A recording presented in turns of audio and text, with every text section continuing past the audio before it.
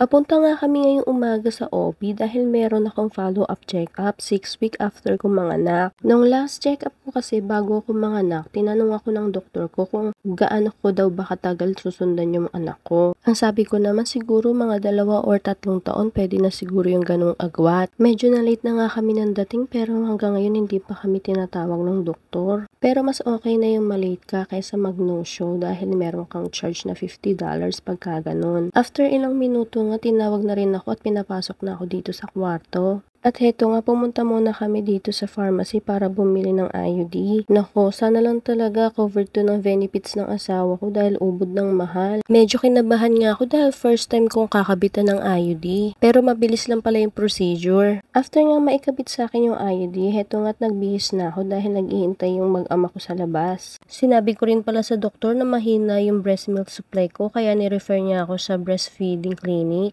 At naresetahan din ako ng doktor ng breast milk supplement para makatulong daw sa akin. Gustong gusto ko kasi talagang i-breastfeed yung anak ko para mas healthy siya. Bukod sa lahat, para makatipid dahil sobrang mahal ng gatas. At heto nga't nandito kami sa Walmart para bumili na din ng gatas niya. Pero bago nga yan, nagtingin-tingin muna kami ng mga gamit dito na pwede naming bilhin. Naghahanap din kasi talaga ako ng cotton swab na pang baby. Yung ordinary kasi masyadong malaki para sa kanya. Nga rin sana namin bumili ng newborn diaper dahil paubos na yung kay baby. Kaso lang pagkakita ko ng presyo, mas mahal siya compare dun sa nakita ko sa Amazon. Kaya sabi ko sa asawa ko, sa Amazon na lang ako order. At nandito na nga kami sa customer service dahil dito nabibili yung mga formula ng baby. Siguro lagpas 5 beses na kaming bumibili ng formula niya simula nung inuwi namin siya from the hospital. 1 linggo lang kasi yung itinatagal ng isang box na to. Every week talaga bumibili kami ng gatas.